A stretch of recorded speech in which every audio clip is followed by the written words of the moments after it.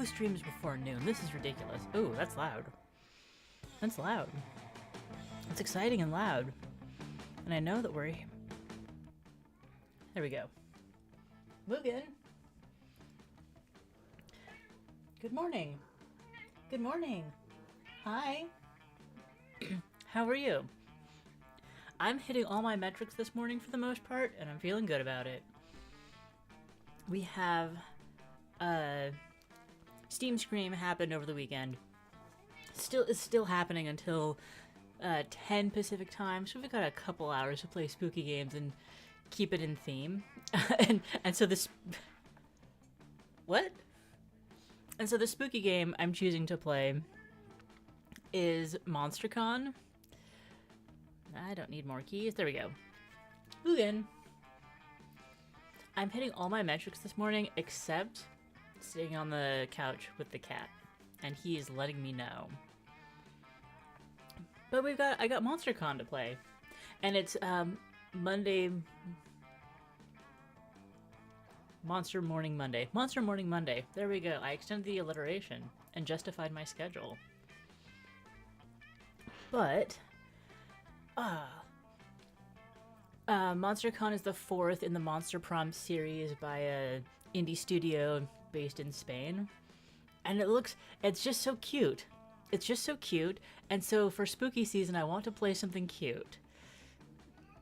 Don't ask. But let's play. How many of you are there? There could be 3 or 4 players. That's wild. There's just me, though. It's just me. Ah, it's you. Welcome to the demo of Monster Prom 4 MonsterCon. MonsterCon goes back to our original formula. A multiplayer... I didn't know this was a multiplayer experience. That could have been so interesting. Multiplayer dating somewhere you can date monsters. But it spices up the recipe with a bunch of new exciting mechanics, such as creating your own comic. So should I have played MonsterCon 3, Monster Roadtrip? I mean, should I have played any of the other ones first? I have MonsterCon 3, or Monster Prom 3. We're at 4. It's the latest and greatest. We're gonna give it a shot. So just creating your own comic. And if this works out, we'll rewind and check the previous games. Keep in mind, this demo is a small but delicious slice of a much bigger cake. Ooh, cake. Thank you, narrator, for telling us about cake. So if this does take less than an hour, we will go back and play MonsterCon 3 today. Monster Prom 3. Monster Road Trip. MonsterCon is just number 4. It's missing some exciting stuff that'll be in the final game. New and upcoming mechanics such as the comic, conversations. We don't have conversations? Sound effects, most of the music, wonderful secret editing, etc. Okay. The demo showcases one main turn to give you a taste of the narrative and the main characters. Who are these main characters, you may ask? Let's take a quick look at them. Zoe, question mark, an eldritch cutie who went from endless deity and harbinger of destruction to the author of the renowned fanfic, Liam Prom. Liam Prom, okay.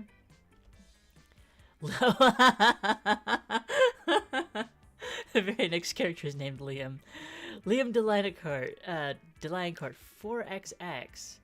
I wonder what those numbers, what that designation means. A hipster vampire whose standoffish demeanor hid the fact that he is truly a lovable dork. It's not hiding at all. Oh, it's their age. And Liam is 400 and something. Doug Campbell, 24, kind-hearted slime and an avid collector of fandom merch, no matter the state of his bank account. Oh. Omen, 25, an evil overlord who was recently freed from imprisonment in exchange for giving up her passion for stabbing people. Stabbing of food only. Nico Sharp, 22, an over-the-top mimic. who preferred cosplay over shape-shifting, if they weren't always the best at getting into character. And April 1st, 24, a clown idol whose contractually obligated to bottle up all of her non-camera ready emotions inside cute mascots. I actually like that story, that character idea. Oh, can I? No, it breaks. Boot doo doo doo. Button, button, button.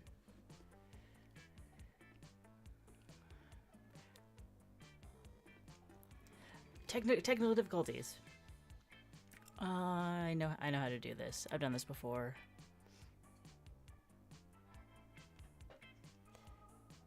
Not that. That one. Okay. Just want to move this. Oh, okay. And then we'll get MonsterCon back up. There. Now you can see April 1st. And I'm guessing this is the demon's little crab guy. Did any of them catch your attention? We hope the slice of cake we've prepared for you provides to be so appetizing you'll consider buying or wishlisting the full game. In any case, thanks for spending some time to check out our weird little game. Now go enjoy the con. Move in. Come here. Come here. Wait a second, champ.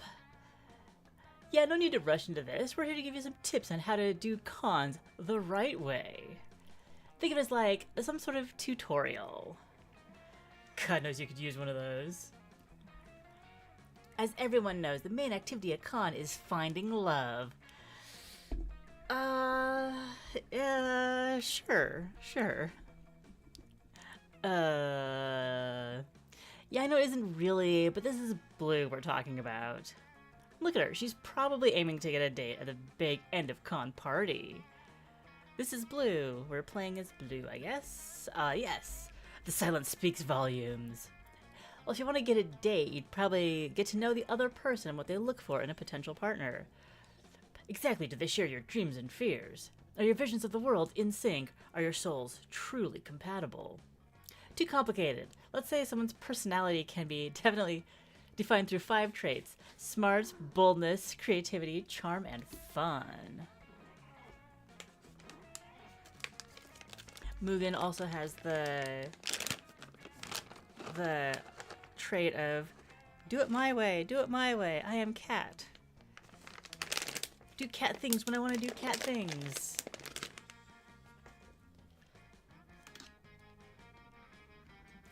Let's call them stats. We've got stats, but they're not. They don't have the acronym stats. Smart, boldness, creativity, charm, and fun. And I'm guessing Blue is average across the board. A tad reductive, but let's work with that. Then you have to ask yourself: is your fun high enough for someone who loves to party? Is your boldness low enough for somebody who likes peace and quiet? Everyone has their standards. Stat standards. This is super useful and allows understanding of the goals and the main goal of this game. But keep in mind, you won't get to that point of the game in the demo. Do you just need attention? Do you just need attention? Is that what this is? Like, this is not working out as I expected.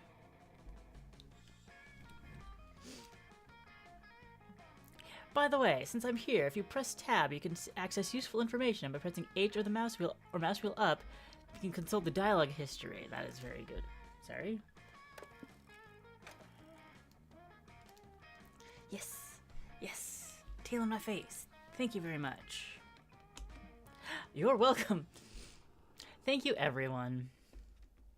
Okay. There's more stuff to keep in mind, but let's cover that later, okay? There's a panel I wanted to check out. Sounds good, and I have to rehearse. I have to rehearse the next tutorial. Have fun, Blue. So many places to check out. Community zone, main stage, hotel and outdoors. Let's start the lobby. You're tired from all the shenanigans of the con, but severe case of FOMO prevents you from going back to the hotel. I guess it's good we didn't go back to the hotel first. I mean, maybe we just needed to check in. If you take a power nap here in the lobby, you'll be well rested and technically not miss out. Lots of people trip on you, but they say nothing as they imagine you sleeping is a cosplay performance referencing some movie or anime. You get some rest and +2 boldness from not giving a single F. Later, you're walking through the lobby with April, Zoe, and Liam, but it's quite busy at the time. You're fighting just to stay together. Come on, gang, we can't get separated by the crowd. Let's hold hands for safety. Is that really necessary? If we get separated, we could just text each other and meet back up somewhere. Oh, Liam, you naive little newbie. Just trust me. You don't want to get separated at a con. There are issues with at larger conventions with the cell signal not working because there are just too many people trying to use the network at once. You all hold hands, which is great because that's second base for you. Boldness up to 13. Yes, touching hands is second base. It's been a rough year, but you've adjusted your bases to reflect more realistic goals. Unfortunately, your hands are sweaty before you realize that April slipped from your grasp. Help! I thought I told everyone to stick together. April's too petite to fight through the crowd current. It's fine, Zoe. Look, she's just a few feet ahead. We'll rejoin her at the end of the room. No, this is bad. The current's gonna tear us straight into the crowd. Straight into the conchasm. The conchasm! The conchasm, you know, the bottomless chasm cutting through the middle of the lobby. You really are a con newbie, aren't you? Why is there a bottomless cavern in the middle of the lobby? Who knows? Maybe someone just thought it'd be funny to have a bottomless chasm at a con, and now everyone does it on principle. Is this like the ball pit? You'd better save April if you ever want any of your friends to take you to third base. Prolonged eye contact. Do something! Perform a guitar solo. So awesome that you gain the right to crowd surf. This way you can pull April out of the crowd riptide. It's too late for her.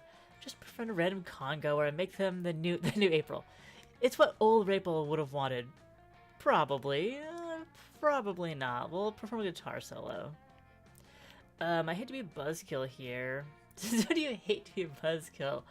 I thought that was like a core part of your identity. But that plan requires a guitar, which you don't have right now. That's true, but then a mysterious stranger appears and hands you an electric guitar. You can do it, Blue, they say with a wink. I believe in you. What the fuck? No time to be confused. You shred that guitar to fucking pieces with the most epic solo ever. People turn to look at you, realizing how cool you are. You have earned the right to crowd surf. The crowd lifts you up by tactically clenching your butt, and you give them signals on where to lead you. You reach April and take her into your arms. Don't ever lose your grip on me again. I'm too pretty to die in a place like this. I mean, Blue, my hero. You two crowd surf back to your other friends. Okay, I admit that was pretty cool. We should give the guitar back, Blue.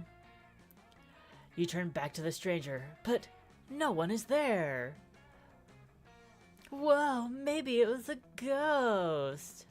This is the monster realm, Zoe. There are dozens of ghosts here. I'm pretty sure the guitar owner was a harpy. Do harpies play music? Hello, Amy, and hello, Rex. I am just getting started with MonsterCon, and it's going pretty well.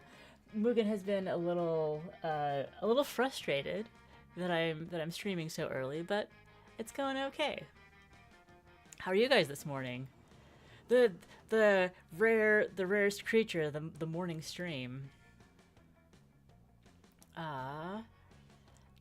The aren't a super crowded place. It's only normal they disappear into the crowd. True. Yeah, there are definitely some good looking monsters here. Although I'm waiting for Doug to show back up. Maybe the guitar at the Lost and Found? You know how long it would take us to get to the Lost and Found, though? You decide the sensible thing. Pawn the guitar for money to buy churros for everyone. You gain +2 creativity and lose 2 charm. Why am I losing charm for... Why am I losing charm? Is it from all the churro dust all over me? Wait a second, it's time for a new episode of Tutorials with Liam and Zoe! Yes, we realized we've been playing the importance of managing stats, but didn't cover how to manage them properly. The numbers go up. The numbers go up. And I get stickers? We'll see. Exactly! Stats can be managed for a number of ways, but let's cover the most important one. Oh, that was Zoe. That'd be experiencing a ton of absurd and exciting adventures that usually take place when you visit a location. Wait. You don't...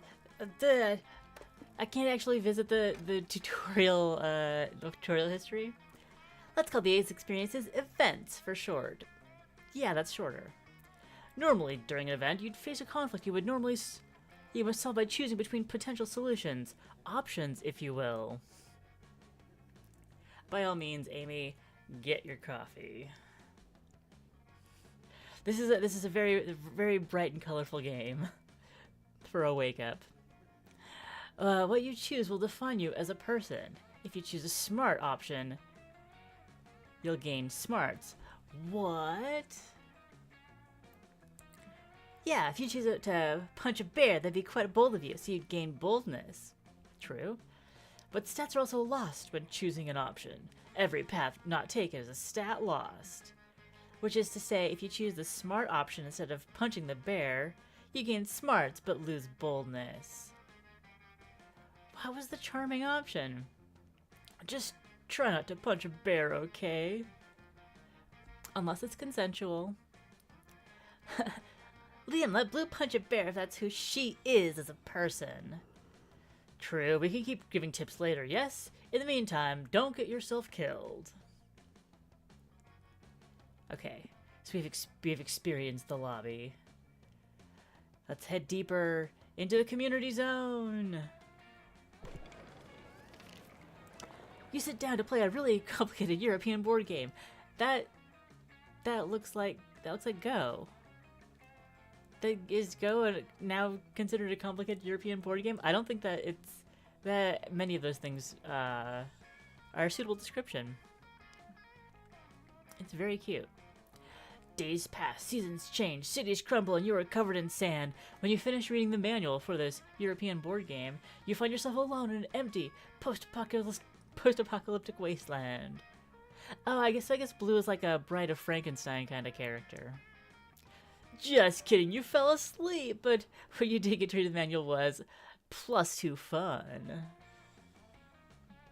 Lately, Omen has been intrigued by VTubers, but they have a hard time understanding what they are exactly. Trying to explain them has proven fruitless, which makes sense considering it took Omen half an hour to grasp the concept of a revolving door. So as they say, show, don't tell. You, April, Zoe, decided to take Omen to a VTuber modeling workshop. Are you telling me that the virtual avatars command the legions of legions of Twitch subscribers? How can I harness this kind of power? The secret of curating a fan base is to know your niche and give people what they want. You can also make your avatar, like, very hot, which is what a lot of people want anyway.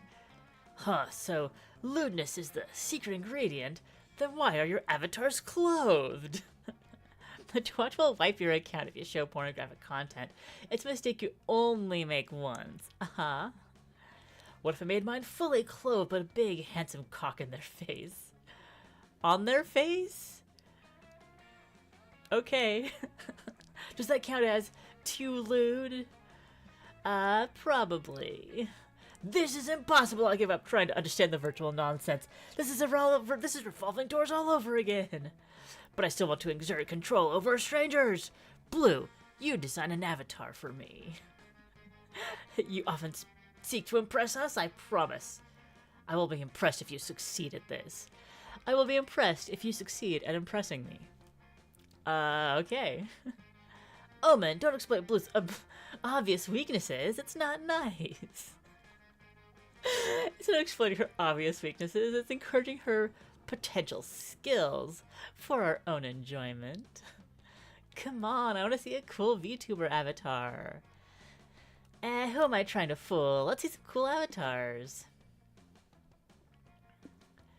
Which do we make for Omen? Big bird with a barbed baseball bat. Omen will surely appreciate a fucked up ostrich that instills fear into any potential hater. Iron Mama, an adorable take on Omen's themes. Oh, but a much more approachable, cutesy surface. I think Omen's gonna want to go with Big Bird. Wow, a baseball playing ostrich is certainly different. Different as in good. Well, Zoe, you know how these creative things go. You can't judge something so subjective. This is objectively not good. Who are you? Little balloon animal smoking a cigarette that's probably gonna pop your hat and your face. We just have different tastes, balloon boy. Shut up, you two! Are you not odd? It's a big bird with a baseball bat. Yeah, Omen's on my wavelength. Mugen. But Omen's on my wavelength. I see. Maybe you don't get it because you're too dumb for this. Let me explain. It's fun because ostriches don't usually hold baseball bats. Got it. Omen tests out their new VTuber avatar. They have a great time and it finds an audience? Look, I have a viewer. I told you this avatar was gold. The ornithologists. Whoa, don't you see birds like this on Natural Channel? I bet they'd know a thing or two about third base. Third base in this game is prolonged eye contact, so I guess there's an each audience for everything. Ha! You've done it, April. Admit your defeat and surrender your channel to me. I am famous. The ornithologist donates $30 towards the stream, which Omen uses to treat you all to some fried chicken. You know what? Omen's happy, and they brought you chicken. That's a win in my book. You lose 2 charm, but gain 2 boldness for choosing the bird with the weapon. I am the least charming now. The least charming that I have ever been.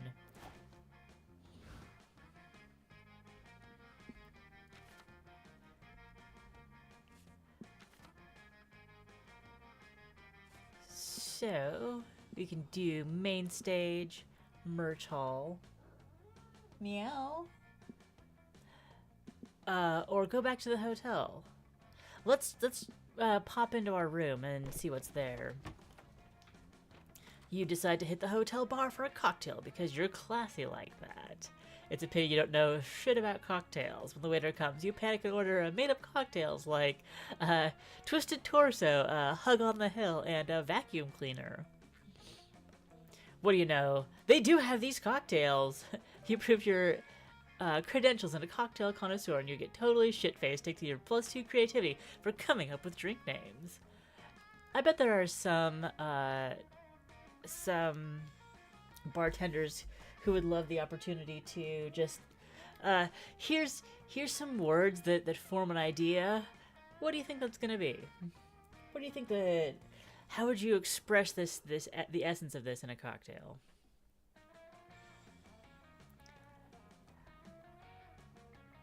Then, you, Nico, and April head back to the hotel room, freshen up. Inside, you find Doug cuddling with 4 creatures?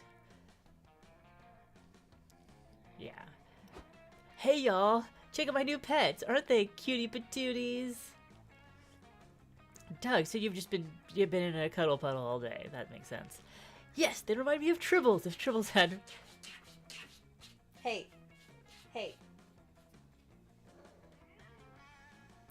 If Tribbles had no fur and were giant scary void larvae. I guess cuteness really is subjective. Where'd you get these things anyway? This, by the way, is our mimic friend who prefers to cosplay instead of be a mimic. A strange old man was giving them away outside the convention center. Wow, how nice of him. Yeah, he said they make great pets as long as you follow the rules and take care of them properly. What are the rules? They're, crap, I should have written them down. I know he said that you must give them ice cream before midnight, or maybe that you must not give them ice cream before midnight. Did you give them ice cream already? Yeah, I shared my ice cream with them while we watched a movie. I couldn't say no to their cootie patootie faces. Well, if the options were feed them ice cream or don't, there's a 50-50 chance you got it right. That's basically a C+. Yeah, what is the difference between him and making a cosplayer? I wonder if he's gonna be in a different outfit each day or in each scene. Then, just then, the critters begin glowing and spinning cocoons around themselves. Uh-oh, the old men said if they enter their cocoon phase, we only have about 4 minutes to live. What? Aw, rats, guess it's been nice knowing y'all. Long live and prosper. More like live for 4 minutes and prosper, unless you can think of a way to stop these things from killing all of you. Logic dictates that if ice cream turns them, then you need to feed them hot soup to, unturn them. Throw them a surprise party. Nobody gets angry at their own surprise party. That's an interesting, take, but it never really clarified if they destroy everything because they're angry. I know who does want to destroy everything because he's angry. My kitty. Come here. Come here. Should I coax you again? So we're gonna go with logic. We're gonna be level-headed and straightforward, logical. Feed them hot soup to unturn them. Oh yes, that solution is very logical, Blue. It is. I don't know, but it's one of those things we're gonna try. But that's the one we're going with.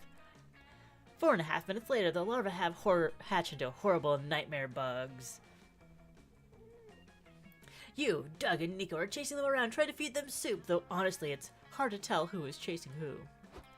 Dang, these little cues are hard to wrangle, but it might be easier if you helped us, April. April?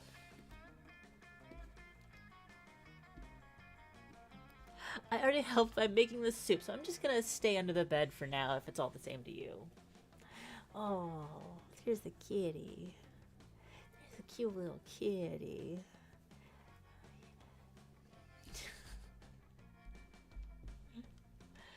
This is not the laugh I was looking for. Got one! Jeez, he's wriggly. He's trying to burrow into my skull and eat my bones. The kids, am I right? They eat your bones before they eat their vegetables. I was so like... And now I'm really torn between Doug and... Cosmos? Look, little fella, here comes the plane, landing in your mouth, and it's full of people with yummy bones. That planes usually are full of people with yummy bones, that's true. Somehow this works.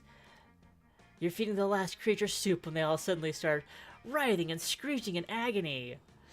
I mean, they were nightmare bugs trying to kill us. Maybe this is just how they show their love for soup? Their love for soup? All 4 creatures simultaneously explode, which sounds a lot like the thing we were trying to prevent. Ah, phew, thank goodness that's over. Yeah, all over all of us. But why'd they blow up? Why did you put it in the soup? What did you put in the soup, April? Oh, you know, soup stuff. Good enough for you. You gain +2 smarts, but for following logic. You gain +2 smarts for following logic, but you lost -2 fun. I am neither fun nor charming. Liam's gonna be all over me, huh? Alright. Now we have vendors in the merch hall. Or we can check out the main stage.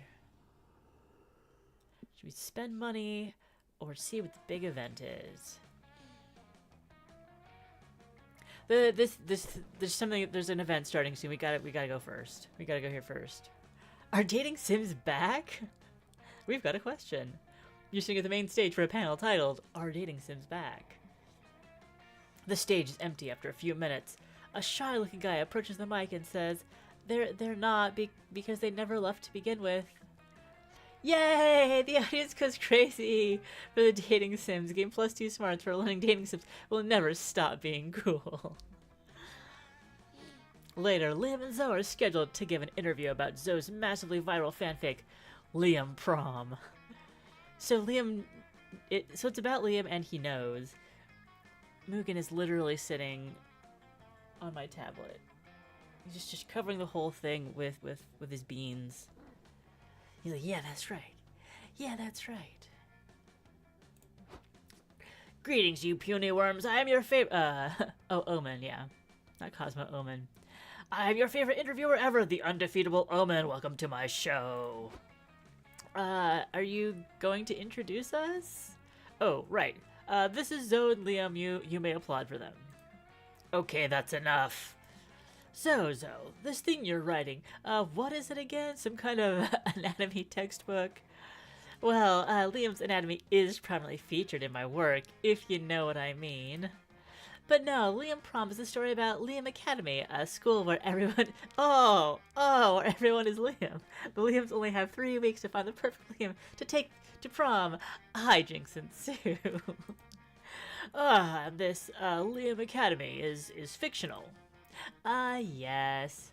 Thank fucking God. But what's that supposed to mean? Sorry, I would have phrased it that way if I knew where you were. I would not have phrased it that way if I knew you were here. You forgot I was at my own fucking interview. What do you mean your interview? It was I who beat up the original interview and therefore earned the right to use this panel slot as I saw fit. Wait, this interview wasn't scheduled by the con? Are you going to ask us a question or not? If I must, how many gallons of heavy cream can you consume in one sitting? I think Omen would make a great VTuber. Question about the fan fiction, Omen? The rest of Omen's questions aren't much better, so when the audience Q&A starts, you know it's up to you to save this. Liam, do you think agreeing to let Zoe write fanfiction where all your characters are you was an act of intense egotism or a total deconstruction of your ego? Liam, if all the Liams represent different aspects of yourself, which Liam represents your butt? Which one of these is... I want to get my charm back up. But I don't know if either of these are charming.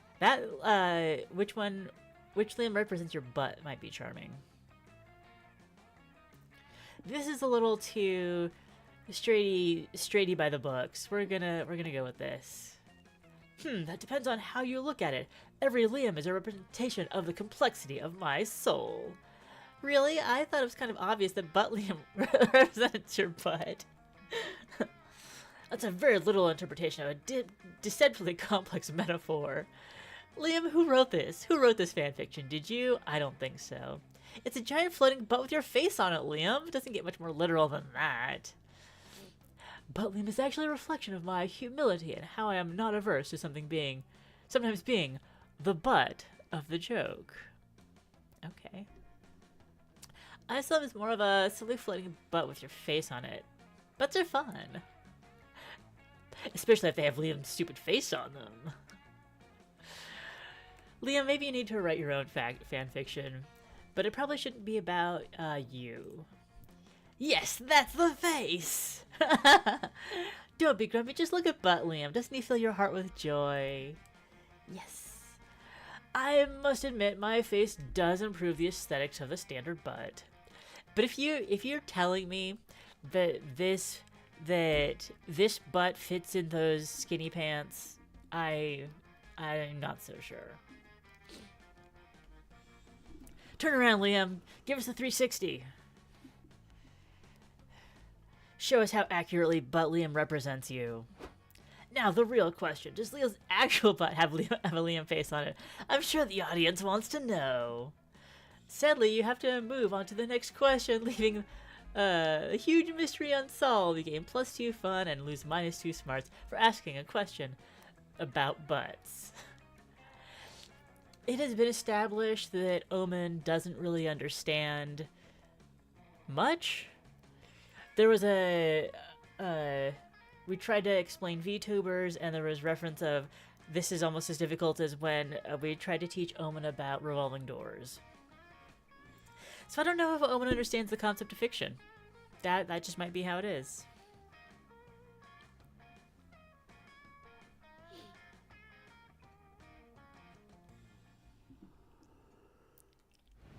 Yeah, questions about buds. It's time to get some fresh air. Oh, we're deciding who to sit with. Do we... I guess we could sit with Liam. Let's see what's up there. Yes. Omen takes everything. So let's go sit with Doug and Zoe. Hold it right there, champ. Unfortunately, this demo is not programmed for this map. We included it to show you some of the stuff that you'll find in the full game. Here in the food court, you'll be able to go on cute chibi dates. Aww. There's a little living room set in the food court. Have intimate conversations. Meet lots of other characters you can befriend or even date. Ooh, call the friendomat. And even spend some time by yourself and, you know, reflect on stuff. All the while, you'll be pursuing a date for the big con after party. Will you find love, or will you face ruthless rejection? Aww. Aww. But that's not all. The game has hundreds of narrative events and lots of secret endings for you to find. A cast of charming NPCs. Free hugs! Aww, all the monsters. A shop full of mystery boxes. Zodiac Thirst. Zodiac Thirst Cosmic Office includes a first selection of 6 out of the 12 star signs you can date on the acclaimed dating sim. The figurines are said to have non-slight effects on people's stats. Want to test your fortune? Dull Daniel does nothing. Stats something stats which adds some twist to your adventure if you dare. Libra, head of client relations. Average all of your stats. Oh. And let's not forget about the comic mechanic, where the options you choose have an impact on the end results. After they both manage to reveal their most important niche as a painful detail, who would have predicted that Daniel or Ravi would face each other at the tournament finals? Looks like today you'll get a taste of my secret technique, surgical eye removal. All that and so much. This trench coat panic, 18 plus only. More. Ooh, that does not look like a happy occurrence. You get the idea. The game is packed with stuff, wonderful stuff. I hope this gets you excited for the full game, but let's get back to the second half of this demo. Ooh, we do get date. Oh, hey. Hey, we didn't get to go to the vendor hall yesterday. Stop right there. This is the stat police, and we're here to test your stat knowledge. Just kidding, it's Liam, renowned creators, verified hot people, and knowledgeable tutorial dispensers. We thought we've been giving Blue all these exquisite tips on how to manage stats, but how easy it is to know which option ties to which stat. Yeah, some options will be easy to interpret, like punching a bear feels a very bold thing to do. I gave it the punching bear example.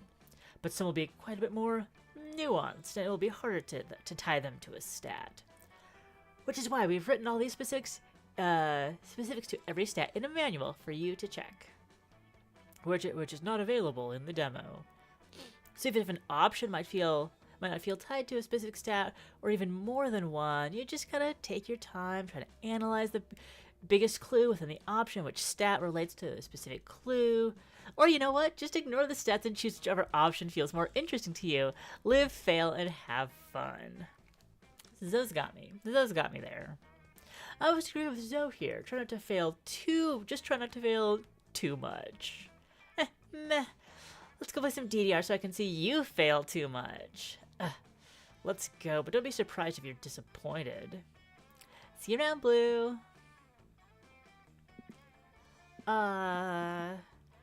Definitely want to head to the merch hall because we don't want all that sweet exclusive merch to sell out. Walking around the merch hall, you notice a stand full of retro toys. Hey, remember some of these? Hey, some of these you remember from your childhood. Actually, you remember all of them. Did this guy like raid your parents' house? You buy them all just in case. Let me tell you about birds. Life full of charm. Life was so full of charm back then. Before reality made you a cynic. You might be too old for these toys today, but you can still siphon +2 charm from the memories. Oh yay, charm is back up to 9. You're at the merch hall trying to find something to waste your savings on. Then you see just the right place for it. A stand full of blind box toys. Oh, they've got the collection of old men magically turned into furniture pieces. Ooh, old men magically turned into furniture pieces. I'm only missing the coffee table with a triple bypass. Doug is my kind of weirdo. Why would you want old-faced piece of furniture? Because it looks so silly. Look at my fridge with hairy eyebrows. Ha ha ha ha. Maybe we just have different definitions of silliness, but what would I know about that? I'm just a clown. April, my good friend, I think you're missing on the nuances of this cool hobby. I get that you're overpaying for boxes filled with weird stuff. I'm skeptical that there's any nuance to it. Plan proposal. You pay me $15 each, and I take you to a landfill so you can choose open boxes. Lots of boxes full of weird stuff. I guess those are her inner demons. Going to a landfill doesn't sound super fun, but I like doing activities with my friends. Wait. Doesn't sound super fun, but I like doing activities with my friends. Wait, that wasn't sarcasm, was it? Yes, Doug, it was. You gotta solve this. You can't stand a friend not understanding the hobby of another friend, even if it's statistically bound to happen. Maybe April just isn't into furniture with old people's faces. Pick a collection that'll make her realize how cool blind boxes are. Cute animals overwhelmed by the many responsibilities of adulthood. Characters from famous paintings, but really buff. Cute animals overwhelmed by the many responsibilities of adulthood feels very on the nose for April's whole deal. So I think it might be a little too on the nose. So we're going to offer her characters from famous paintings, but really buff. Because I think it'll be more of like a novel. But does April care about famous paintings? She probably cares about really, really buff either way, so. That sounds slightly less creepy. Which one should I buy? Oh, that's not up to you. You just pick a blind box and see which one you get. Wait, so I don't get to choose? No, the mystery is what makes it so magical, and what makes you have to spend so much money on it. Well, Doug, to be exact, it's more about the marketing ploy that the deliberate scarcity of certain items turns it into a challenge which engineers a vicious cycle of overbuying. Can it be both, Liam? Ask your bank account. Point taken. Let's see which one April got. Ooh. I got Buff Kimlet's Kiss. Wow, this is weird. Well, at least we tried. I'll take this one if you don't want it. No, I mean, it's weird, but the sexy kind of weird. Oh, April likes muscles. It's not about the muscles, it's about the art. Fuck yeah, hot art. Yeah. Go to Mercari and buy one that's slightly more than a blind box cost. Yep. Of course, April, it is art. And now you can decorate your home with it. Are you speaking from experience, Amy? Oh. Do you want to check out the other blind boxes? I still want my coffee table. In a minute, just let me look at this a little longer. Now you can all nerd out about blind box toys together. You gain +2 creativity for choosing art-based toys, but lose -2 smarts. What are you collecting, Amy? Good call in the vendor hall. Let's go back to the community zone. There's a Smash Bros tournament going on. It's community zone. You sign up because love always trumps violence. The matches involve 8 players each, and things get horny confusing quite fast. In the end, it's all very hard to tell who actually won, but you actually got +2 fun in the process. You look over and see Liam, Omen, Doug, and Nico chatting in front of a scoreboard. Sports? In your con? You'd better check this anomaly out. Hey Blue, do you want to play imaginary ball with us? You basically sit together and imagine you're playing a ball game. It's fun, probably. Ready to play?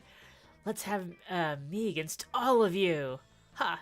You've made a critical strategic error, Vampire. 1 versus 4 is completely unfair distribution. You're right, it is completely unfair. For you 4. Oh, Squishmallows. Gamer pushing plush keychains. That one I haven't heard of. Do they sell like, I guess full-size Squishmallows don't count as, or even like the larger size wouldn't count as blind box, but definitely like the collectible that you don't always know what you're gonna find when you go shopping for them. It is on. You and your friends sit down and close your eyes. Start imagining as hard as you can. You imagine yourself on the bench. You don't even want to be left out, but you don't want to play sports either, even if they're imaginary. I believe I've seen like little box Squishmallows, and I think we got some for stocking stuffers last year. But I'm imagining like huge boxes just packed with Squishmallows. That would be fun for me. Do any of you see the ball? Nika, that's his name. No, just the insides of my eye sockets. Are we winning? Ha! I just scored a point! What? How? Forfeit your points to me or forfeit your life! I'll be investigating big box Squishmallows after this. Yes, I scored again! You think maybe Liam's full of it, but then a referee shows up and awards Liam 2 imaginary points. Oh, so then it's more like a blind bag than a blind box. And it makes sense for like liability reasons. Ooh, visitor. Wow, nice. I wish I were half the athlete you are, Liam. Liam somehow stomps everyone's ass at Imaginary Ball. A crowd has formed to cheer him on. He's up 20-0, which is to say, he keeps repeating, "Ha! I score again!" with his eyes closed. Ow, sorry gang, I gotta hit the bench. I think I twisted my imaginary ankle. Fine, be gone from me. Blue, get in there and win me some points, or I will twist both of your imaginary ankles. Shit, you don't have any imaginary medical insurance. You better beat Liam at this game. But how? Anime Mastermind plot twist revealed that you imagined that 1 week before, your team played millions of imaginary dollars to hire Liam, so all of his points have been for your team. Throw Liam off by asking him why he isn't wearing imaginary pants in the imaginary match. I think that this suits the tone better. Liam, put some pants on. There are children here, and they have very active imaginations. So, in the imaginary ball game, there's an imaginary crowd with imaginary children, and they all have their own imaginations. Very active imaginations. Cats that look like fruit squish. Oh. Banana cat Squishmallow? Hang on, this is important.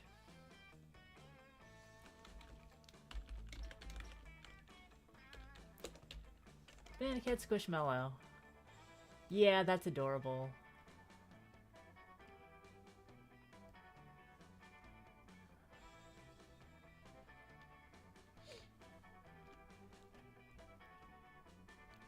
This is the Banana Cat Squishmallow that we're talking about.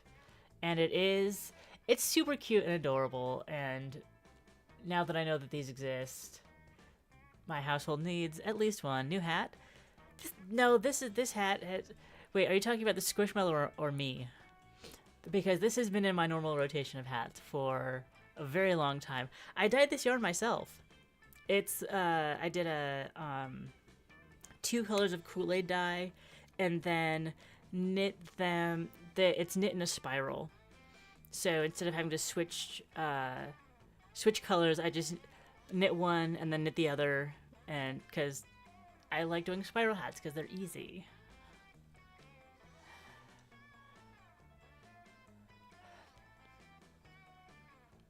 You passed the bug to me. Yeah. And somebody's birthday is coming, hat. Thank you. I like this. The only problem with this hat is that I used... It might be nitpicks. It might be wool of the Andes. It's kind of scratchy. It's kind of scratchy. Amy, meet Sybil. Sybil does a lot of fiber crafts and is an amazing artisan. We are going back to speaking of going to the merch, going to get the merch. The children with their very active imaginations. I'm obviously wearing imaginary pants. You can't see them right. You can see them there, right in your minds. I beg to differ. In my mind, your imaginary undergarments are on full display, and you have clearly skipped imaginary leg day. For shame. Stop it! Although we did see an imaginary Liam butt earlier, and it did not look like he... Oh! Hello, ass! Have fun gaming with a friend! Stream has been really fun. This game is hilarious, and you'll probably like it when you watch it, if you watch it back later. Yeah, Omen, stop it. You shouldn't shame Liam just as he doesn't hit the imaginary gym as often as we do.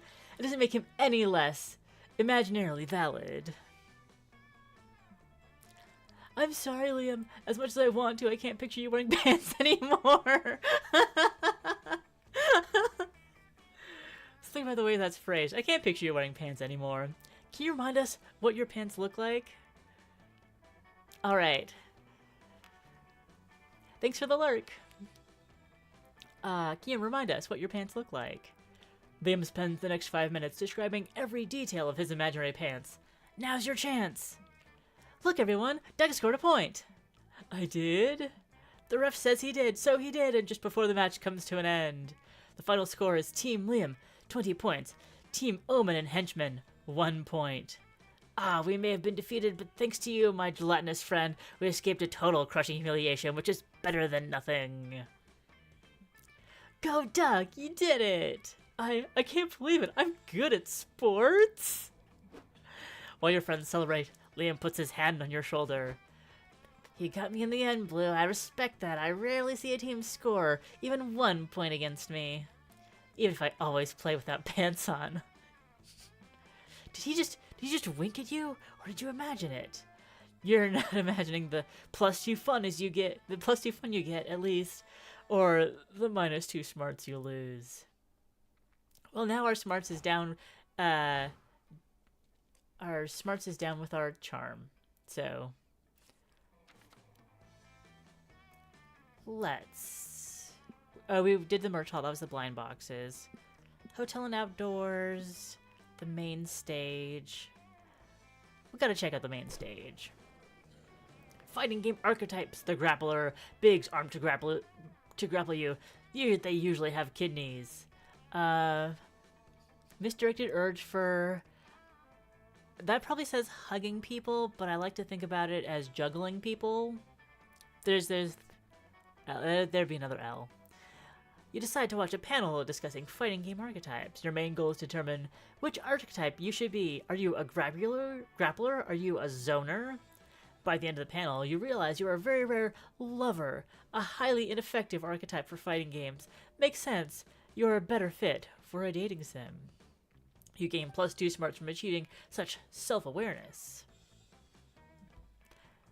Now, Prepare to completely forget whatever you just watched because it's time for one of the biggest events of the con, Q&A with a world-class game dev, Hayato Kamada. Hayato Kamada.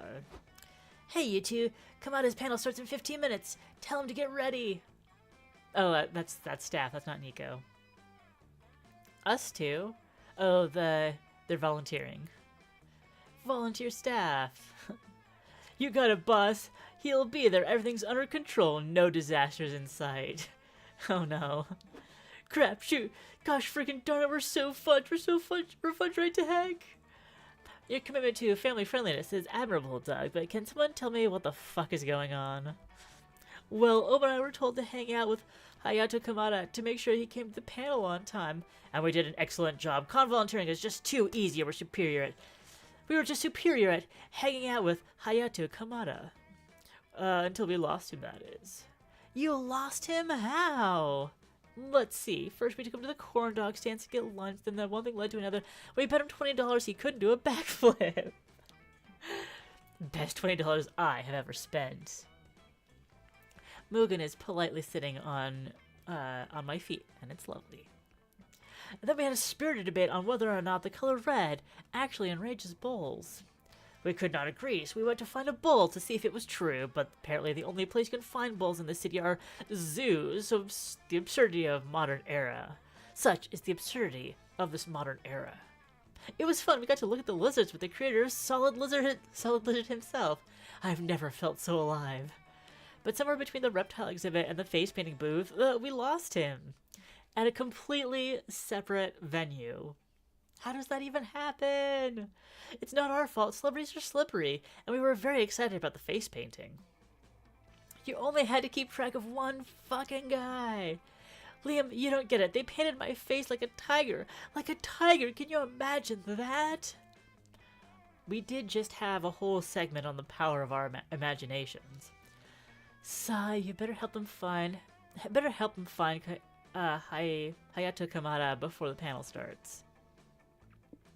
He's probably gone back to his game's roots, going full stealth mode. Look for boxes moving conspicuously. Compare notes with Kamada's stalker. Every celebrity's got a stalker that knows their every move. I do not endorse stalker culture, so we'll look for a mysteriously moving box. Great idea. You all start looking for boxes. You lose precious minutes and find no Kamada. This is not working. Of course it isn't. It was an absurd idea. That's never stopped us before. None of you notice Hayato Kamada emerge from a nearby box until he shoots Liam in the leg. Ah, my leg! I win. You win what? The most famous asshole ever to shoot me award? No, I win at hide and seek. I was playing with Doug and Omen. Yes, I suggested we raise the stakes by betting that he could not shoot Liam in the leg before we found him. This is the best $40 I have ever spent. Right, gosh darn it, how did I forget about that? Do not berate yourself, Doug. Today was an eventful day, and being a volunteer is very stressful. True, stress is the real stealthy killer, isn't it? Haha! No, it isn't! Maniacs hiding in boxes and shooting people in the leg is! It didn't kill you, Liam, it just shot you in the leg. This was awesome! Thanks for doing this with me! Lately all my games are about carrying boxes. I forget how fun it is to hide inside a box and to shoot people. I'm so glad you had fun, Mr. Kamada. You can play anytime you want. What? No! Come on, Liam. Be a good sport. The panel is saved! And later you play more hide and seek without shooting Liam, so even he has fun. You gain +2 fun and lose 2 smarts. Wait, I thought we were already down to 9. Or maybe we gained smarts. Oh, I think we gained smarts from coming to the fighting style panel.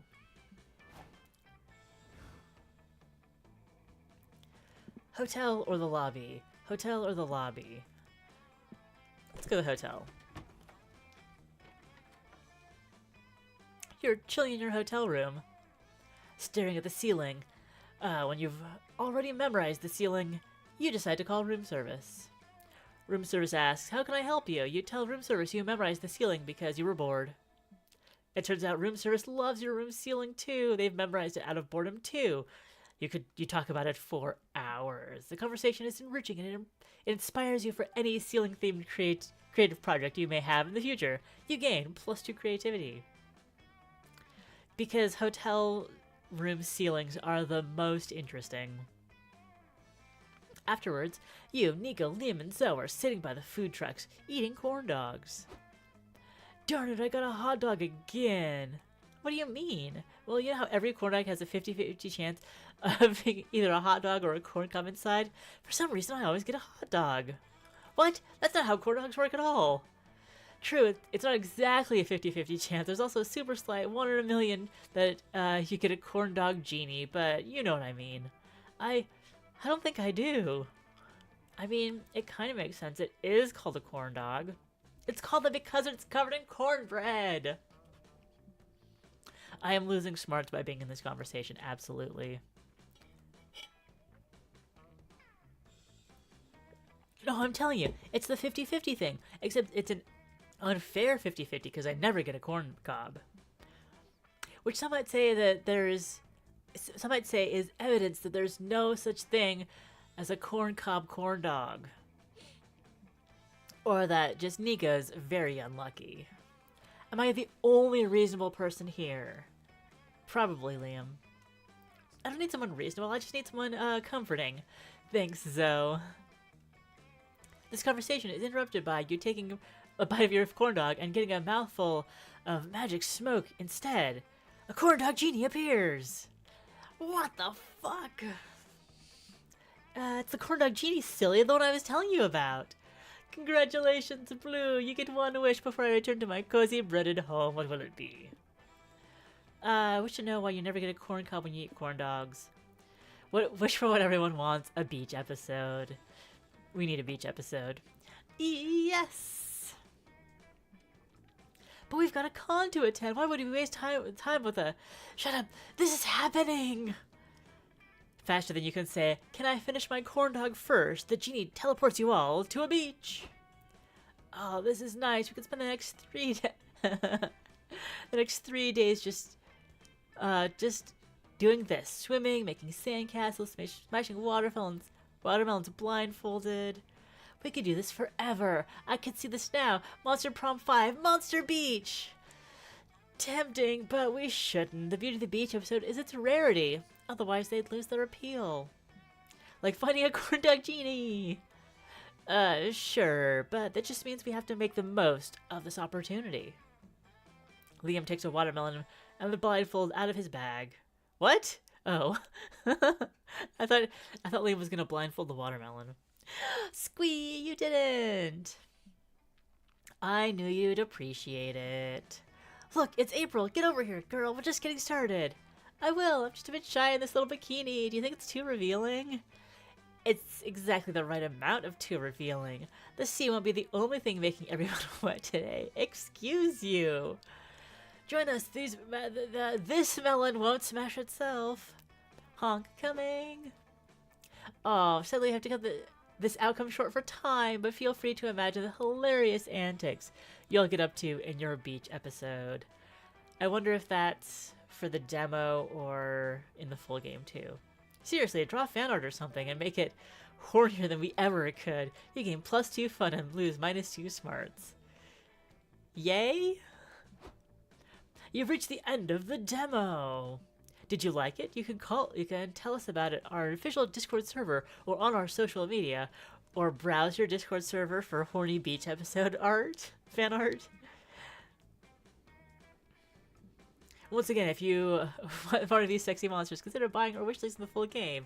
You can be sure it's brimming with our signature weirdness.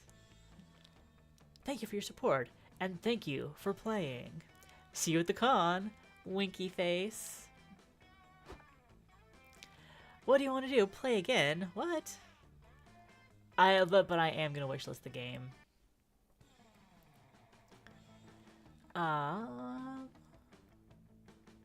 That opened that. It's on sale for 50% off right now.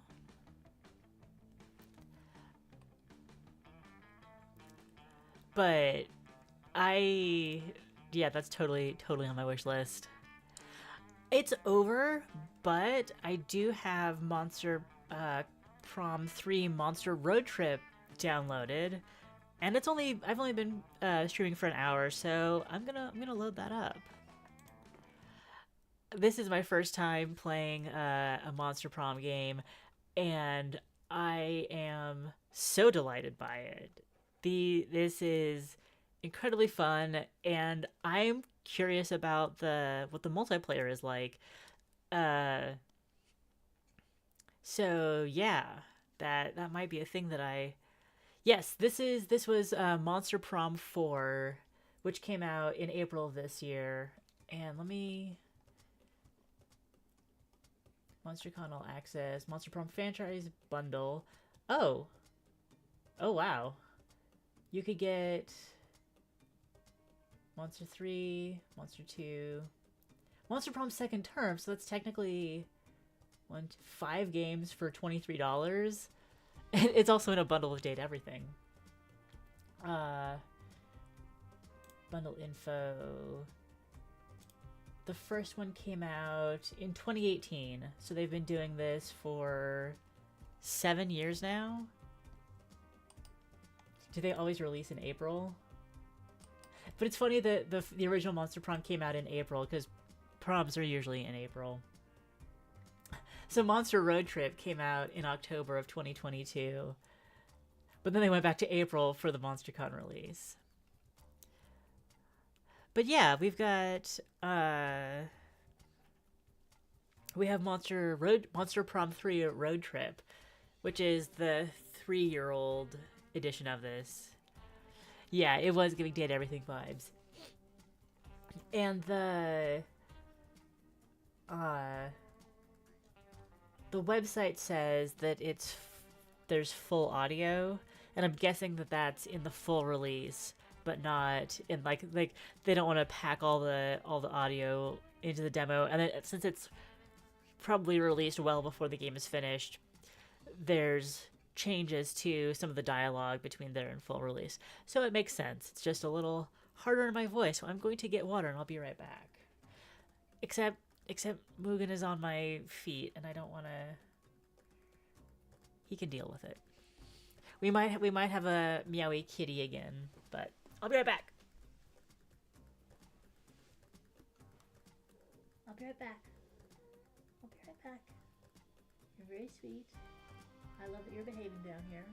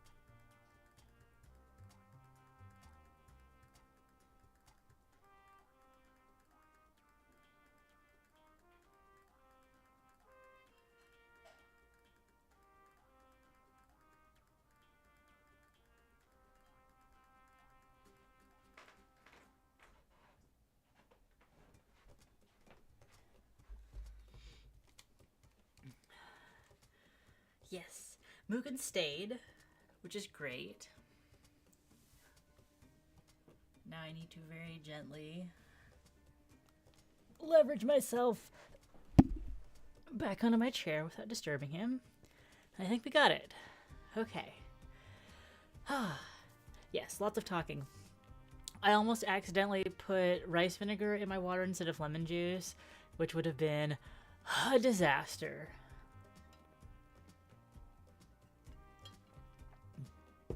But we disaster averted. Disaster not happened. I didn't do something absolutely ridiculous when trying to hydrate. Oh, that's so cute. The license plate is Beautiful Glitch, which is the studio that does these games. Let go, let go. Gotta let go of Omen and Liam and Doug and Nico and Zoe and April. We loved our time with them, but I believe we have a different cast of characters now to meet. And this is kind of a neat. This will give us a head-to-head of if you do only have, but like the whole bundle. The whole bundle is $23.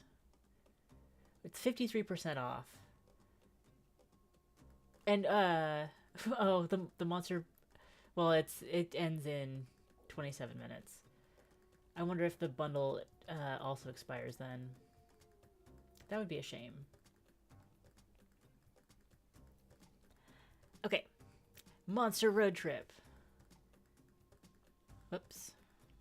I knew that was gonna happen. Now I just have like the banana. Now I just have the banana squishmallow on my other monitor. Oh no. Let's play. How many of you are there? Oh, this is just one player. Just me. And I don't know if this is. And now I want to check. Is this couch co-op or online multiplayer?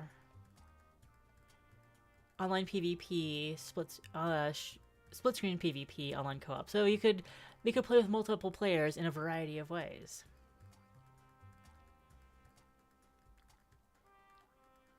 Ah, it's you! Welcome to Monster Road Trip! Narrator, how good to see you again.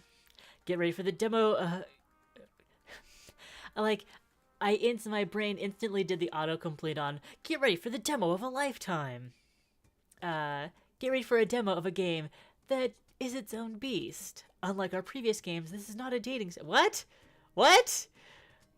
This is not a dating sim, although this game has dating mechanics and 14 hot monsters to date. What? This is a multiplayer, narrative survival adventure. Oh, what a mouthful, huh? Keep in mind that balancing the demo is different than the final game on purpose. Interesting. You ride alongside Polly and Scott, but be sure, this game is filled with all sorts of characters. You'll see some new faces and a few old friends. We hope you like this demo enough to consider getting the full game. Well, like, MonsterCon was good enough that I'm like, I want to play the full game. So, if still unsure, you can always come check our official Discord server to learn more about the game. And that's all. We wish you the best. Thank you for your support, and hope you enjoyed this weird little demo we've prepared for you. Good luck on the road. We're playing as Red this time. Polly, I've been meaning to ask you, how do you road trip? Oh, our stats this time are hype, magic, mind, money, soul, and stamina. No shame in asking, Scott. Let me tell you how to road trip. It's easier than it seems. To road trip, you need two things, a car and a road.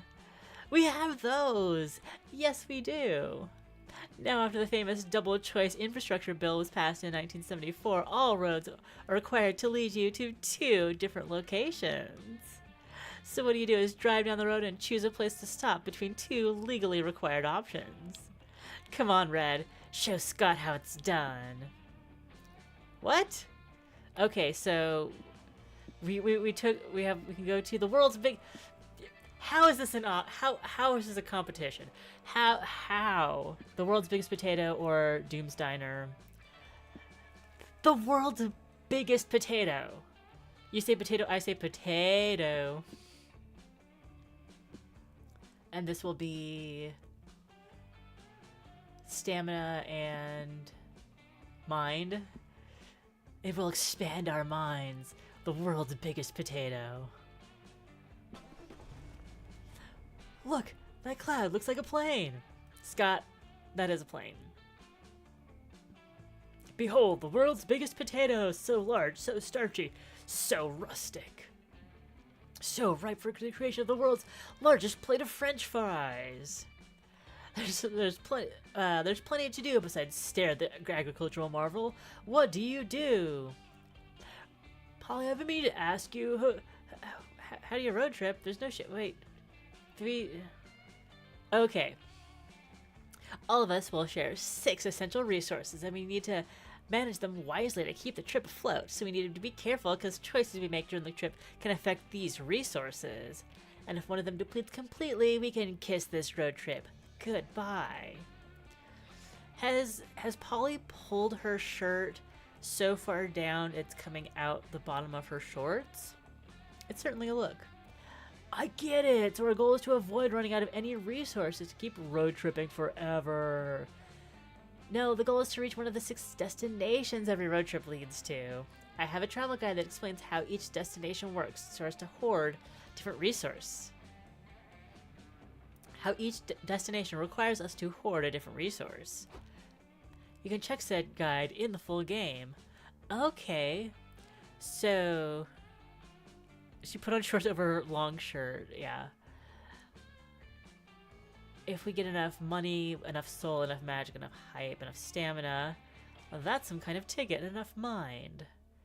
Interesting. Keep in mind the demo doesn't include destinations or the destination guide. Enough exposition, narrator voice inside our hearts, inside our heads. Would you rather have a narrator voice inside your head or inside your heart?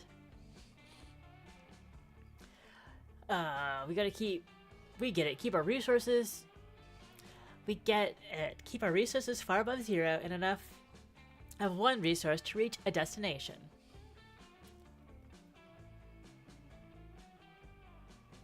We can tell that was a temporary destination guide screen because we only have 6 of each resource right now, not 10 like it said on that screen.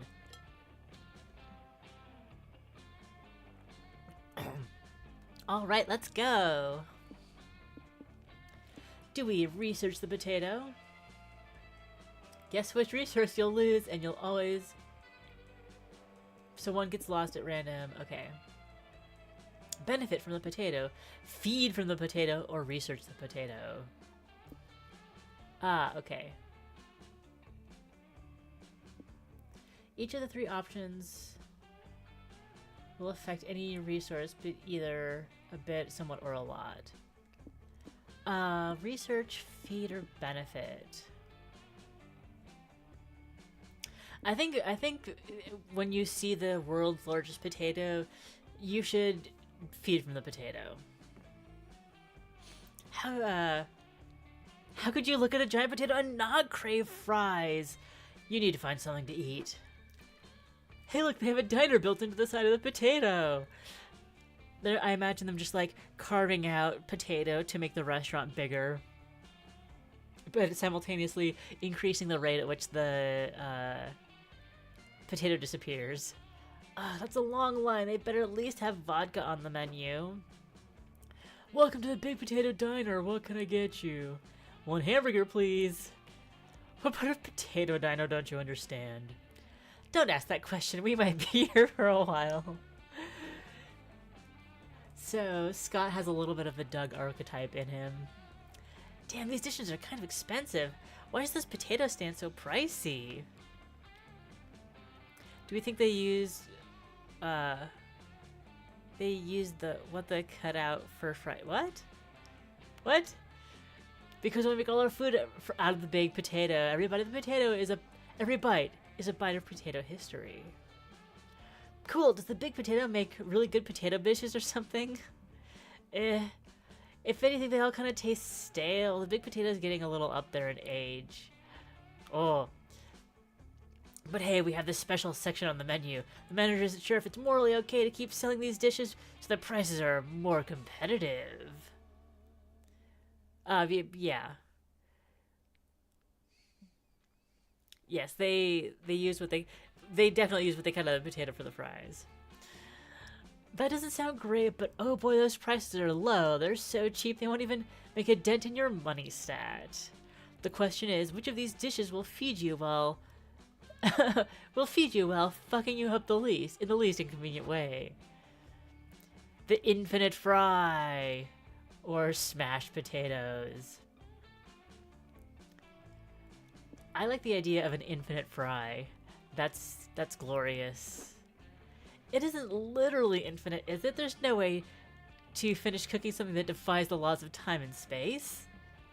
Sure, for legal purposes, it's not infinite. Just try not to think too much about it and stop eating it at some point and you should be fine. You start eating. You gain +2 stamina. You chew and chew and thinking. You chew and chew, thinking at any moment you'll reach the end of the fry. But you don't. It's coming out of the portal, fully fried, I suppose. You eat that same fry for 1 minute, then 5 minutes, then an hour, then longer. There's no end to this crunchy, salty thing. As long as it's still crunchy, and I'm hoping like it's also still hot. Threaten me with a good time. No mistakes were made. No mistakes were made. Which millennial catchphrase do I use here? Red, I'm sorry, but this is our first time. Red, I'm sorry, but it's time for an intervention. You gotta stop eating that fry. It's unhealthy for you. No way! You've invested too much into finishing this fry now. You have to see this through. Sunk cost fallacy for the win! Can we at least have some? No, it's my fry! You keep eating, but your brain cannot comprehend infinity. Not even in such a starchy, simplistic terms. You eventually pass out. It's a good thing I pre-gained the stamina from this. You wake up in the car.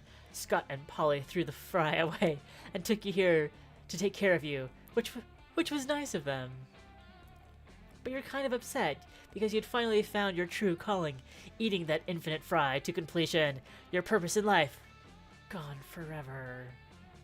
Oh well, you lose -2 mind and occasionally suffer from nightmares that make you wake up in a cold sweats looking all stark, looking all stark. God damn it.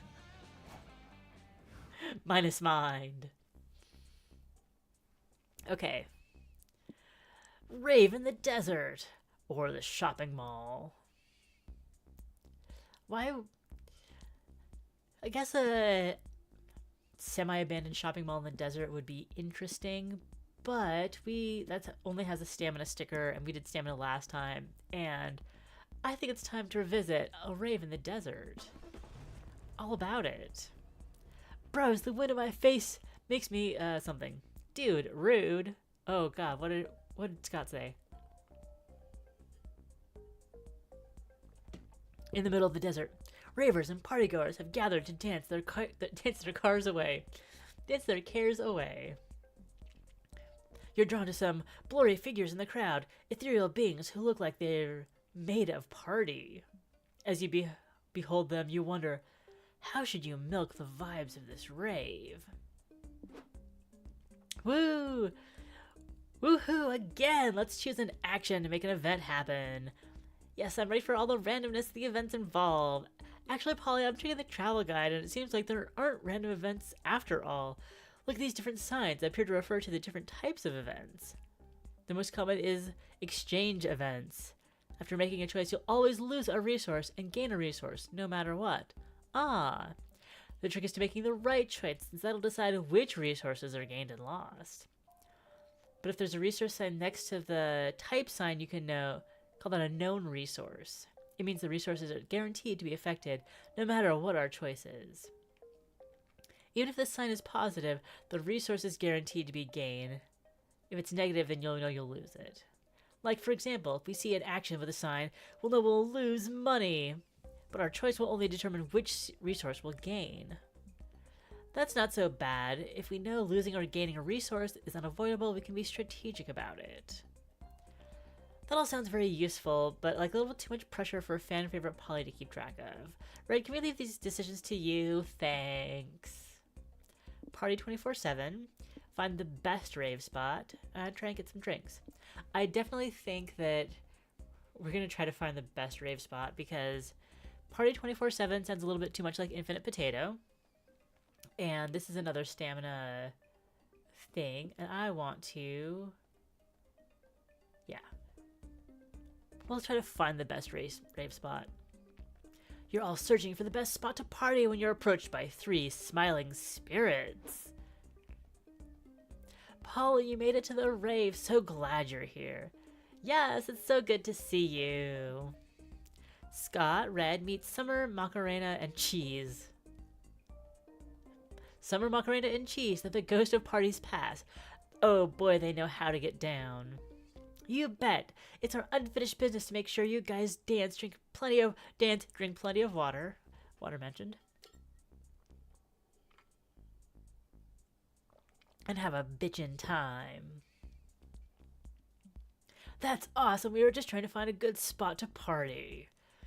Finding the perfect spot is so important. You gotta find that middle ground of the party where it's not like overcrowded, but you're also not dancing alone, you know?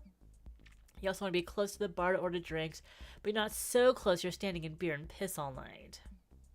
Also consider proximity to the DJ, not so close you mingle with the lame DJ groupies, but close enough to get the coveted DJ nod of acknowledgement. The DJ nod of acknowledgement. It's like, you really get the vibes. Great job. It'll probably take 30 to 60 minutes to find the sweet spot, but don't worry, it'll be worth it when you're partying in the same spot for the next 72 hours straight. Okay, I'm ready to take this journey. What about the spot next to us? Is it a good place to start? The ghosts of parties past examine the spot with some rulers, levels, and barometers, making calculations. They take their parties seriously here. Holy shit, this is it! The perfect spot! It's like the perfectest of perfect spots. Give me a hug, puppy boy, you're the bestest. Scott beams and wags his tail, then suddenly he clutches his stomach. Oof, I'm sorry guys, I got so excited about the spot that it made me have to pee. No worries, buddy. You want me to take you to the porta potty so you don't get lost? No, I can go alone. I've got a good sense of direction. You guys enjoy the perfect spot. I'll be right back. Scott leaves and you party hard. You party so hard an hour has passed before you realize he still isn't back. Shit, should you try to go find him? Rookie mistake, my dude. If you leave the spot, there's almost no chance you'll find it again. We can't just leave him, though. Surely you can come with a creative solution to find Scott, Red. Start a conga line in the perfect spot and dance your way into finding him. You can later trace your way back to the conga line's origin point. Call Wyatt Solomon, hard-boiled party detective. We used dancing, or rather, guitar solo and crowd surfing to find a lost party member last time. But so this time let's call on the expert and call Wyatt Solomon, hard-boiled party detective. That's perfect. Wyatt Solomon could crack this case easy peasy. Whoa, I've never heard of this guy. What is this obscure party lore I've yet to hear about? Polly, my dude, Detective Solomon is the shit. He can reconstruct blurry nights at the club. He can track down your missing friends after a wild bachelor party. He even found my missing keys. After a week-long bender, they were like, in my butt pocket all along. Plot twist. Gosh, I hope someday I'm reincarnated into one of his cigars so I can get that man a kiss on the lips. You wire -2 money to Wyatt Solomon undisclosed bank account and wait for him to find Scott. And by wait, I mean you dance your ass off. Detective Wyatt Solomon arrives at the scene with a pessimistic blues soundtrack and a dramatic voiceover narration. I was smoking a Cuban and drinking whiskey on the rocks, my usual vices after I lost my wife, and I hunted down the elusive werewolf. I started at the porta potties and followed the trail of shredded fur and discarded toilet paper to the food trucks. There stood my quarry, ordering chili fries. He was happy, young, naive. I couldn't help it. The kid warmed my heart. Just when I was ready to quit, life gives me a reason to party on. Guys, I'm back. Your defective friend found me. I got hungry. I went to buy food. And, plot twist, I ran into Liam. Liam, as our friend from school, Liam? Where is he? Scott points to the confused stranger next to him. I keep telling you, I'm not Liam. My name's Oren. Are you sure? You're wearing glasses like Liam. You complain a lot like him, too. So maybe we do have some continuity of characters. And this is a nice backwards twist on Liam Academy, where everyone is Liam. Today, my friend, your name will be Liam. Party with us. You end up having a hell of a party with Polly, Scott, and the ghosts, Wyatt Solomon, and even Liam. You gain +2 soul for finding your friend. I thought we were going for plus mind.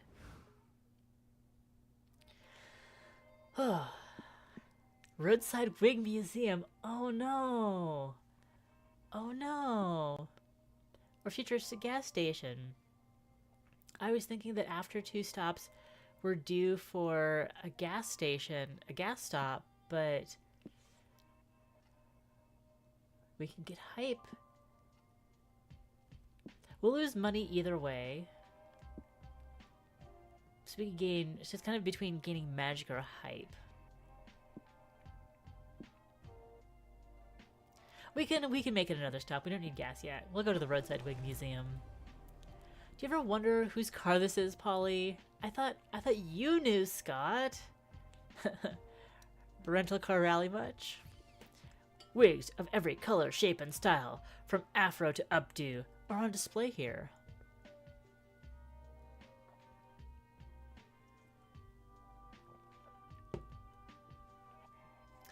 Why is Scott wearing a wig on his butt? You never knew there was such a rich history to artificial hair. There are plenty of things to check out at the museum. You decide to... check out the exhibit, attend a kids tour, visit the gift shop.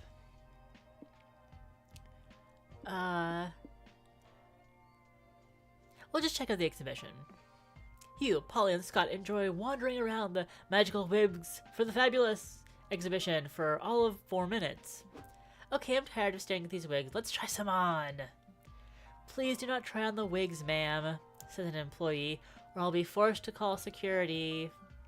If we can't try them on, can we at least eat them? I'm hungry and the big powder bugs look like cotton candy. If you eat the wigs, I'll definitely need to call security. What about this wig here? The sign says, arcane powers incomprehensible to any mortal. I'm not mortal anymore. Let me comprehend them. The employee sighs and clicks a button in his pocket, and you are all forcibly carried into the next room by security guards. This sucks, Red. How the hell are we supposed to have fun here if we can't touch stuff, eat stuff, or fuck around with forbidden magic? Great question. You don't know much about having fun at a museum yourself, but you know a lot about bothering people who want to be left alone. You look around the exhibition and decide who to pester for your entertainment. The dandy suave gentleman who looks quite heisty, or the curious fellow who seems to be really, really into wigs. Well, I mean, this is a road trip of monsters, although I'm not really sure what kind of monster Polly is. She's just kind of generically ghoulish, but doesn't look exactly like a zombie. But this dandy suave gentleman looking quite heisty. Let's see what he has to say. Said gentleman moves closer to you, casually, eavesdropping and fiddling with his attaché case. I look heisty? I don't know what you're talking about. Oh, okay. Guess we misjudged you. Sorry about... Okay, you caught me. I'm here to do a heist and steal these magic wigs for in the exhibition. Now that you know, do you want to join my heist crew? Sure. Polly, you really have to twist Polly's arm to do mischief. The gentleman takes you outside to the black van parked out front. He opens the back doors to reveal a bunch of people inside.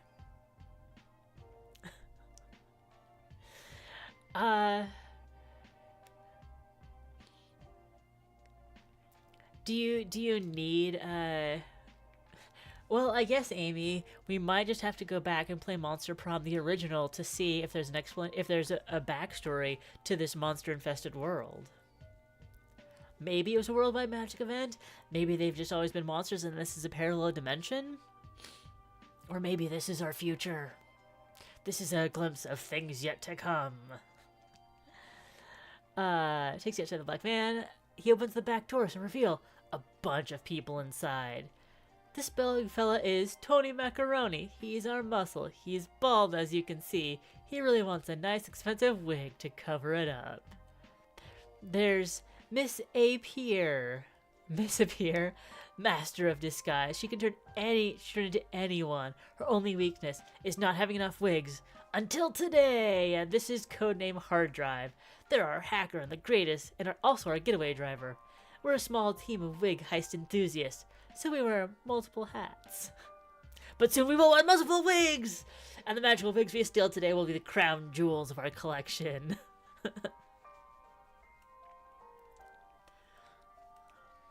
I wonder if, like, in this world, everyone is born a normal-ass human, and then they get dunked into mystical goop, and then they come out some kind of monster, an unpredictable kind of monster. But the human genetics underneath is always still there. Once we've harnessed the power of these wigs, we'll be able to steal all the wigs we want. Solid team, bro. What's up with your wig obsession anyway? It's all part of my mysterious past. Wig-wearing femme fatales fill my backstory, but that will be fully explored until this heist sequel. Anyway, as for the two of you, codenames are Big Puppy and High Spirits. You will play the vital role of being the distraction. Lit, I'm really good at being distracting. I have pom-poms and confetti grenades in Scout's pockets whenever you're ready to go. No, your job is already over. You see, I need you to help me distract the audience. What? Well, the real heist leader finished grabbing the goods. What? The suave gentleman takes off his hyper-realistic silicone mask to reveal Miss Ape here! Gasp! The real leader jumps in the back of the van with a bag full of magical wigs. We couldn't have done this without you. Here's your cut of the spoils and a burner phone. We'll be in touch. Hard drive, we're ready to go. Hard drive speeds off. The leader shouts, Arrivo Divici from the van. Yeah, we did it. I mean, we really didn't do anything, but somehow we did it anyway, which is the best way to do stuff. You lose -2 full for committing a crime, but gain 2 magic from the magical wigs. Duh. That caught me by surprise. It really did. Okay. Another chance at the shopping mall. Man, it's just malls aplenty around here. Or the ranch. Ready to embrace your inner horse girl. Magic goo theory. Let's go to the ranch and see if the horses are also magical. Do you think they'll have horses? I guess. Of course they're gonna have horses.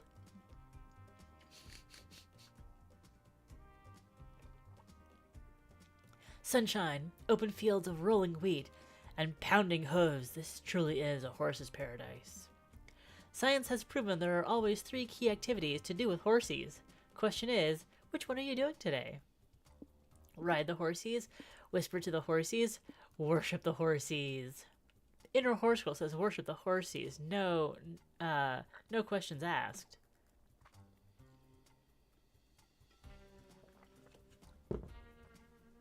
Y'all approach the stables, but they find they're already full of other people visiting the ranch. You're surrounded by young girls in blue jeans and ponytails. They're bowing to the horses and filling diaries with horse doodles. You also see a familiar ginger, fuckubus. Okay. Oh, hey there. Okay, fuckubus. Oh, hey there. Hi, Sawyer. What's the weird stuff happening back there? Oh, it's the horse girls. They love worshipping the horses. It's weird, but I sort of get it. Horses are beautiful and gentle and easier to talk to than people sometimes. I even consider myself a horse girl from time to time. Oh, really? But I thought, it's okay. Yes, for the most part I use non-gendered terms. It's sweet of you to remember. But I don't know. I like to think of horse girl as sort of refers to a way of life, like something that goes beyond gender. That's just me, though. It's not a one-size-fits-all. It's best to always ask first. You know what, Sawyer? I might not be a girl or a horse, but I think I might be a horse girl. His face. Nice. So, are you not joining the horsey worship? Nah. Sometimes they can get pretty intense. They say worship grants them, like, secret horsey magic or something. I'll try it. Now that I'm a horse girl, I'll honor these horses by playing the basketball game Horse with them. I'm sure they'll love to be included. I mean, horses aren't really known for their basketball skills, but sure, knock yourself out. I'll knit our new equine overlords a beautiful saddle blanket, except I'll knit it with my butt to honor them, with my incredible booty. That's some talented knitting. Okay then, Red, are you getting in on this? Obviously, horses aren't allowed in the top 5 weirdest things you've worshipped. Horses aren't even in the top 5 weirdest things you've worshipped. How do you worship them? Scream horse until your throat gets, hoarse. To show loyalty, kill the horse's natural enemy, Travis Packard. Fucking Travis Packard. Do the horse girl pact. Complete devotion by braiding your hair with and filling 1,000 notebooks of drawings with majestic horses and essays on how much you love them. So scream horse until your horse is a little on the nose. Just because I'm getting a little hoarse. I need to build up my talking for 2 hours muscles again. Show your loyalty, kill the horse's natural enemy, Travis Packard. I'm not feeling murderous. I think I'm gonna do a one in Rome and do the horse girl pact. My favorite thing about the horse conversation is how often people just non-ironically call them horsies. Full of majestic horsies and essays on how much you love them. Red, braid your hair. You grab some notebooks and get to work.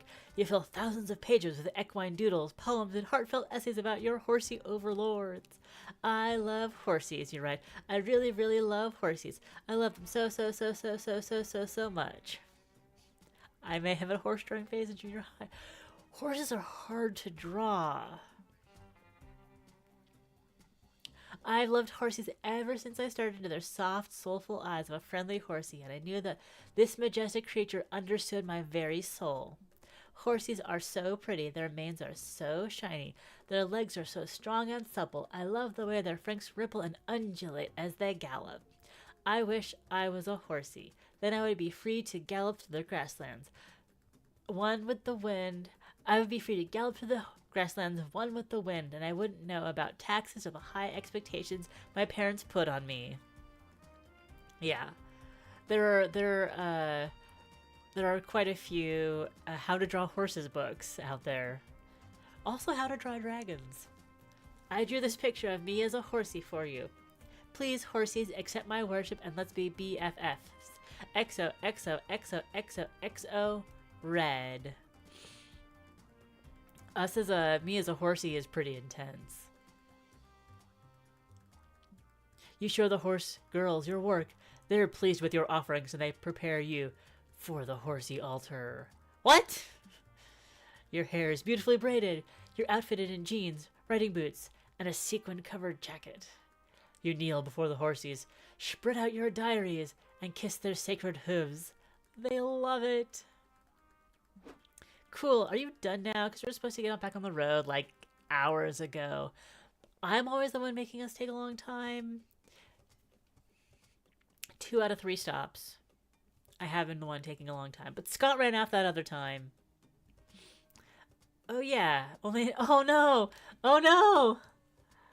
Oh no! Only now do you realize you lost -2 height, -2 mind, and -2 stamina because you spent all day fantasizing about being a horsey instead of eating or being normal.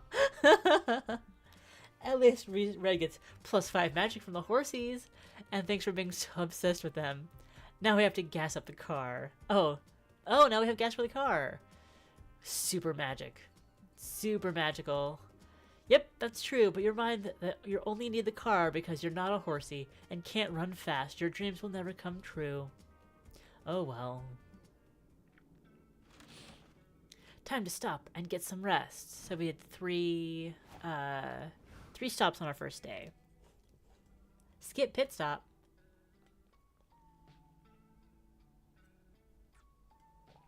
Okay. How many activities do we get to do during our pit stop? Noodle stand. We're not taking the bus. What's the info around here? This is the map info board where you can check the map that shows 3 potential locations nearby. Choose a location to learn how to get there. This guarantees that location will appear your next turn. You can use the map to reach locations with your convenient resources, or just with convenient resources, or just locations you think look interesting. Your call. Keep visiting locations, you'll eventually reach one of 6 destinations, each tied to a different resource. Each destination has a big unique ending art, and even some secret extra layers to unlock. Okay. So this is kind of just like a tour of the pit stop. The benches where you can chill and talk with either Polly or Scott. Talking to one of them will provide a unique special effect for the next turns. You also get a conversation event. They're nice, simple events about different topics. They reveal snippets of lore and provide intimate moments for you to experience. We surely don't abide by the same rules as corporeal creatures, but there are rules nonetheless. Oh, okay, Polly's a ghost. Got it. Yes, we're not exactly mortal, but as I've learned, we're not immortal either. How that works is still a mystery to me. They also bring you closer to scoring a date. After a couple of conversations, you'll encounter a deep conversation. Deep conversations can be failed, but if you succeed, you'll secure a date ending. How awkward is it to be on a 3-person road trip and then like 2 of the people on the road trip start dating or hooking up, like while you're traveling together?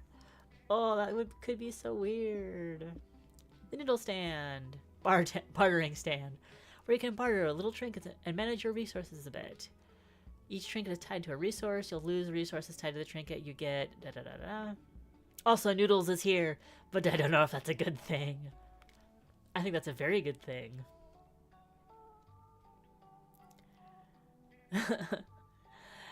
I'm pretty sure that's never... I've been on some awkward road trips, but I'm pretty sure that specific thing has never happened.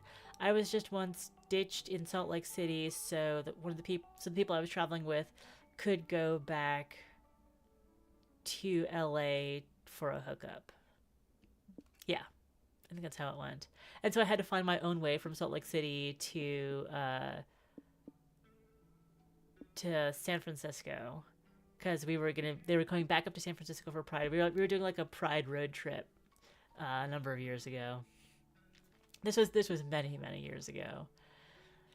Yeah, some really interesting things happened on that trip. It's the bus station. Yeah, it's Liam. Here you can choose to either pick up a hitchhiker or talk to your current one. Oh, okay. So we can have a 4th character to balance things out. I had the option to go back to LA with them and then drive up to San Francisco.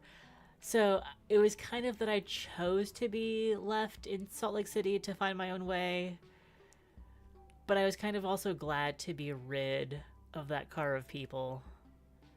And yeah, had some interesting experiences between Salt Lake City and San Francisco. If you look for a hitchhiker, you'll find 2 options. You can only pick one. Keep in mind, every hitchhiker comes with an effect on your resources. You can also talk to your current hitchhiker. By doing this, you will have a conversation event with them, and eventually a deep conversation. Is it better or worse to date a hitchhiker? We will explain this new mechanic in the benches since it applies to Polly and Scott there. Sully and Pot there. This basically has 3 functions. It activates passive effect unique to each hitchhiker, brings you closer to scoring a date, and provides a backstory and intimate moments with the hitchhiker. Okay, so we can do there's more going on. There's more people in the car than just Red, Polly, and Scott. We can mix it up a little bit. And I'm guessing that in the full game, you're not always traveling with the 2 of them. Keep talking to a hitchhiker if you want to unlock their date ending.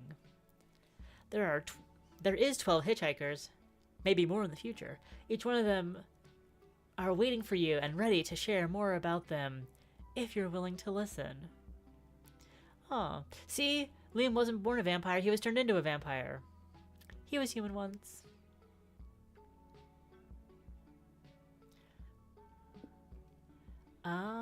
And we'll check it. What's the car?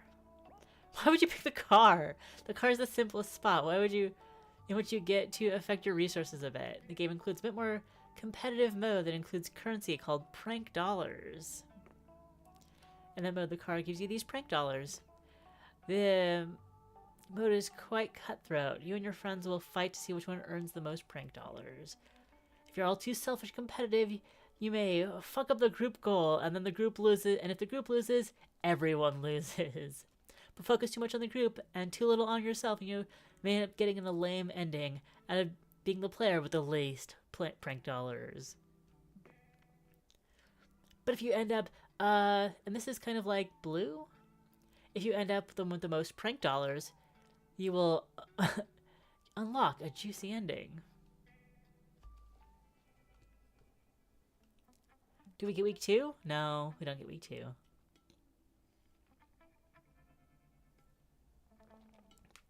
We have reached the end of the demo. We hope you like this demo enough to consider buying or at least wishlisting the game.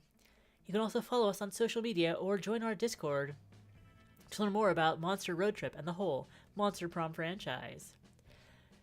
We monster lovers must remain united. Again, thank you for your support, and thanks for playing. See you on the road, winky face. I think we'll go ahead and wishlist this on Steam.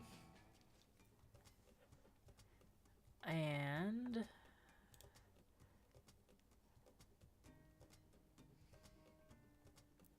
road trip bundle, franchise bundle.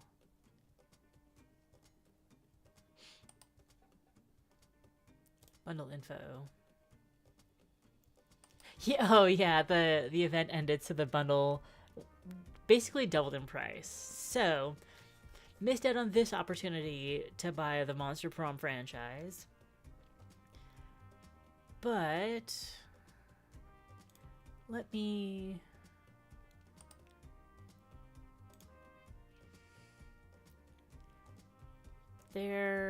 okay, Monster Prom second term is DLC. And then Monster Camp. So there are demos for the first 2 Monster games.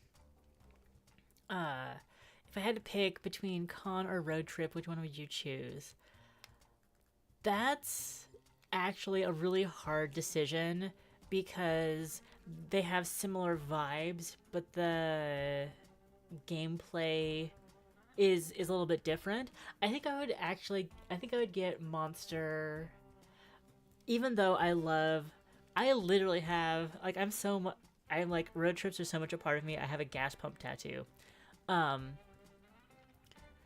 I think that I would get Monster Con first because I was really getting into, like, the dating aspect of it, and I think I had more. I liked that it was a little bit more flirty and not a little more slutty, affectionate. It was a very slutty affectionate.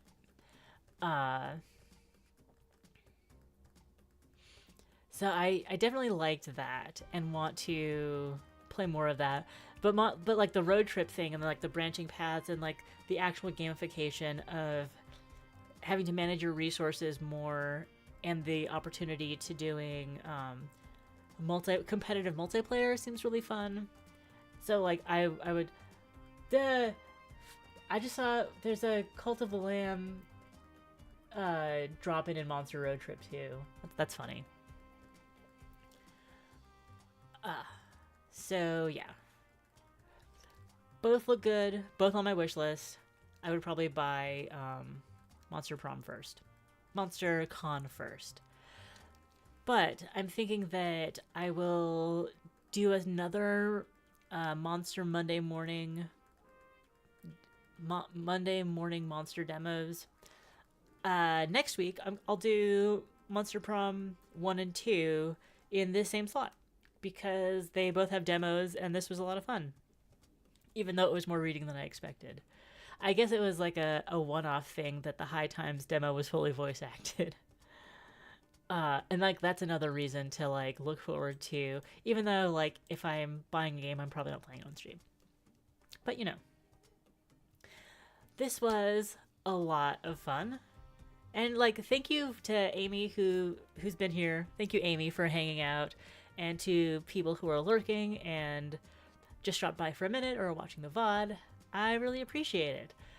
I'm looking forward to more monster demos in the future, and now that the Steam Scream event is over, there's a few demos that fit the vibe that I'm going to see if they're still up or if they pulled their demos at the end of the event. Oh, whoa. It happens. Especially happens for Next Fest. And that is all for today. I hope you have a lovely rest of your Monday. Hope this started out the week on a high note. It definitely did for me. And I will see you very, very soon. Bye!